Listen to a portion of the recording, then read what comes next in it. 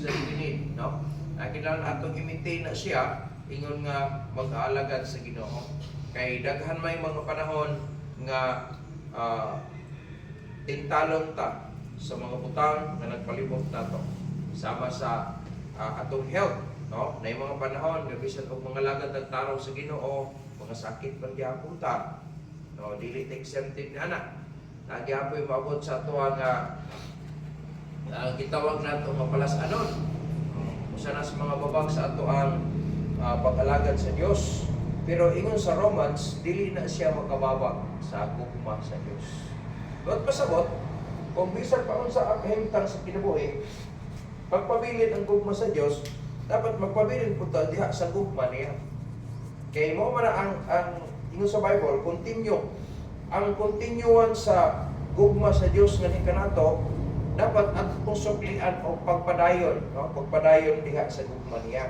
Madang kung atong sabton ang kanang gitawag og outcome, no? Kanang gitawag og resulta sa gugma niya, atong ginakayuhan, atong kayuhan siya. Ngano?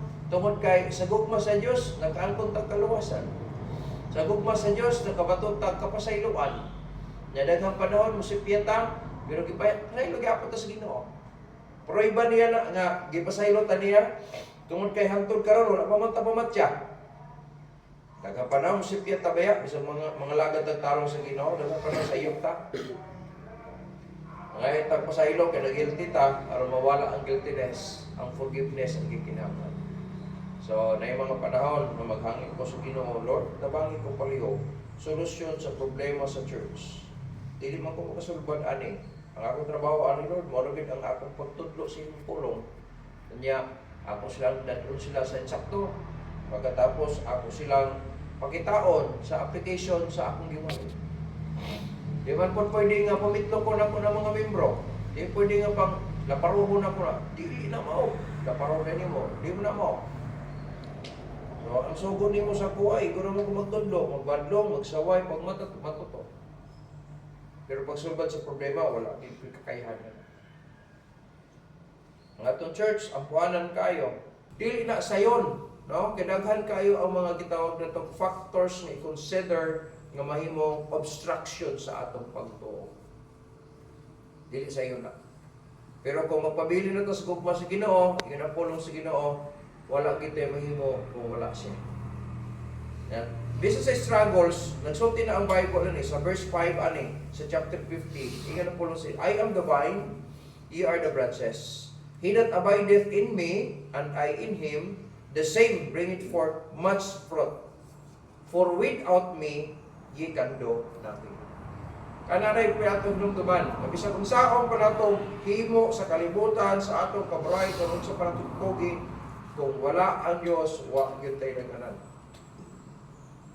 Manang, iyon ang bolong sino, continue ye in my love. The first thing that we need, no, sa ato ang pagpadayon, bisan og na mga problema, na mga obstruction sa kinabuhi, na mga kalisdanan sa kinabuhi, na mga persecution nga maabot sa kinabuhi, usa sa mga butang dapat atong tun-an or atong i-maintain nga naagitay joyful spirit.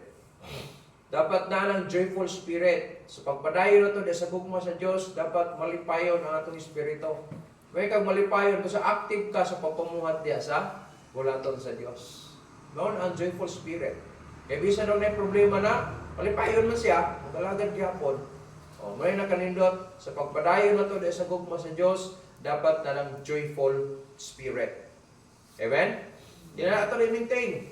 So, ang gitawag component sa atong gitawag nga pagkamalipayon sa espiritu, ingon ang pulong sa Ginoo, apil diha ang pulong sa Dios, no? Basa ta sa Bible, padayon ta sa pag-ampo, tigtigom mutigom ta kay madasig man ang isa na to, kung naatas ka tiguman. Pagkadumog ta sa mensahe sa pulong sa Ginoo, mabuhi kayo ang espiritu na to, madasig man siya. So magpabilin siyang joyful spirit. Ang mga engine bitaw ang 70 nuts. Na sila mga sprockets, na sila gitawag na to og mga bearings, na sila gitawag og mga lubricants. Unya, siyempre di ginabundar kung wala ni siya gasolina. So, sa espirituhang bahin na to, make sure na gasolina ang pulong sa Diyos. Karon palayon siya nga mag-andar. Ang joyful spirit make sure dili pwede nito maangkunan kung dili na maangkunan, dili pa to buhaton ang components. So, magbasa pa sa pulong sa Ginoo, mamalangkong taana, kaya ko i-apply na to. Kaya malipayon ang ato ang espiritu. No? So, inani ang kahimtang. Na ikaduha, dili lang ang gitawag itong joyful spirit required as component sa pagpadayon nato sa gugma sa Diyos. Kung dili, ay ikaduha niya, maupod ang cheerful heart. Natay malipayon po nga kasing-kasing. No? Kaysa atong pagkamalipayon sa kasing-kasing, bisag unsa man ang kadako or unsa ka bugat, unsa ka mahal ang mga trabahoon diha sa bulaton, mahimong mugaan, mahimong sayon sa diha nga malipayon ang atong kasing-kasing. Bisag sa atong pagtrabaho, kung ang atong kasing-kasing supak sa atong gitrabaho, bugat. Bisag kaan pa kay na nga mga butang. So importante kayo ang kasing-kasing malipayon sa pag-alagad nato sa Dios. Ganun ang alagad pa sa Dios, tung kinaata sa gugma sa Dios. Kaya kung wala ang gugma sa Diyos, wala man tani karon. Nasa pagkakataran ng butang. Tingali sa akong panahon, gara ako namatay. Kaya nakinaboy, medyo ko sa kalibutan. No? Naag ko sa kalibutan tungo na, bisyo sa kalibutan, ambot na lang. Babae na giwa pa na kusudli itong panahon na. Pero, kung atong sabton, mas hayahay ang atong kahimtang o kinabuhi kung tinuod ang mga ngalagad sa Ginoo.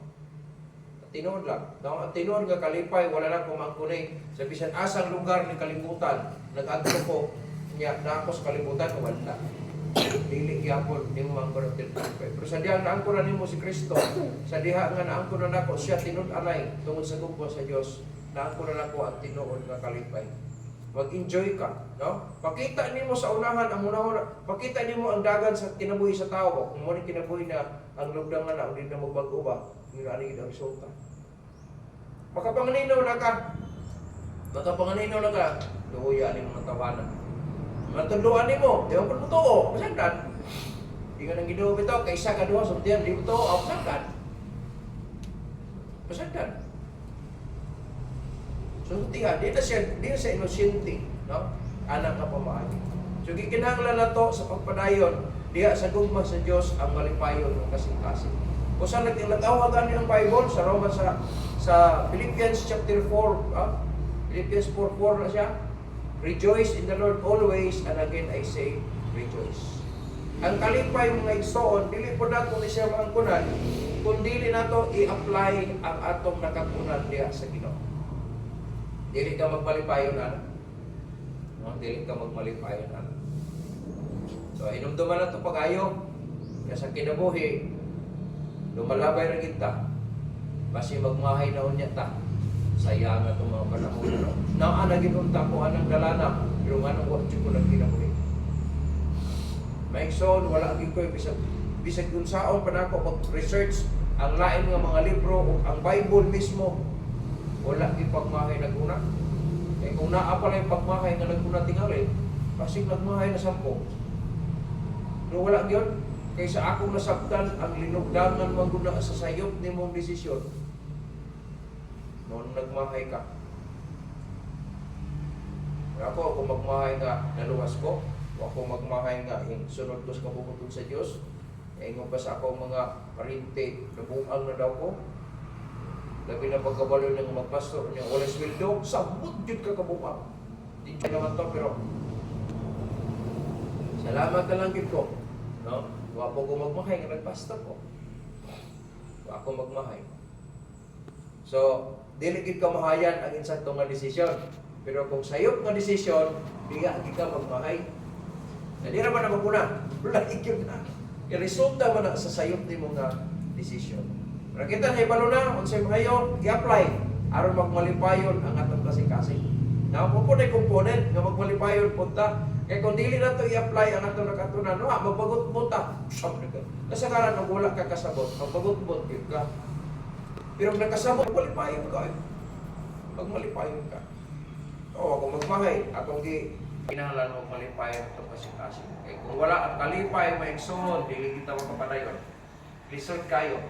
No? Research kayo kung ang atong kasing-kasing buktok pero dapat dapat magmalipayo na siya. In spite sa tanan, kay ang Ginoo bitaw, wala siya nagbater kung unsa ka makasala. Gigugma kita niya.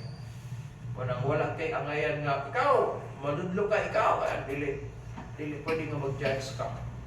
Nga naman, para mo standing sa Ginoo, parehang mga makasala na kinaluyan na.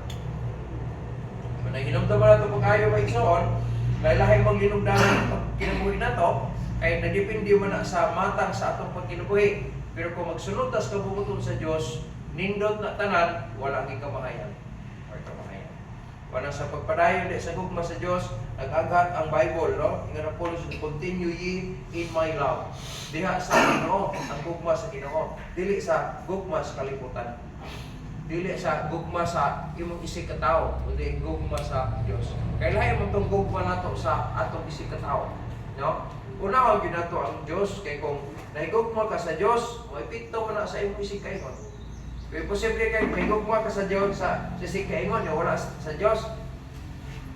Piki na, no? Dapat malipay gyud ang Dios aron nga ang the rest mahimong mapatigayon gyud gihapon.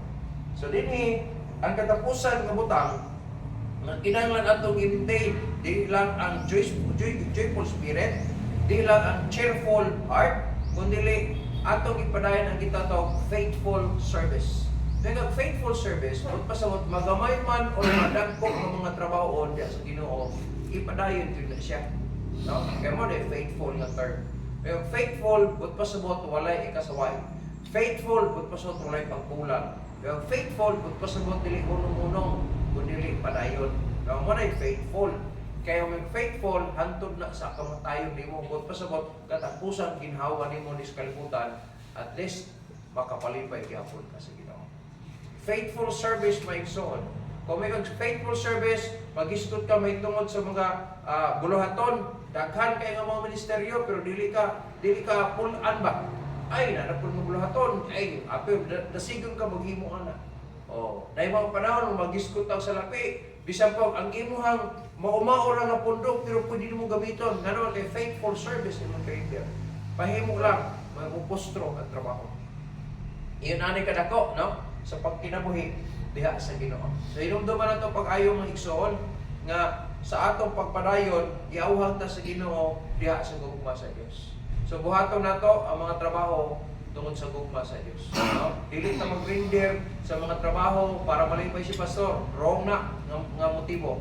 Dapat maghimo ta para sa kahimayaan sa Dios. Kaya kung tinuod ta na higugma sa Dios, dapat imo i-render ang tanan para sa imong higugma.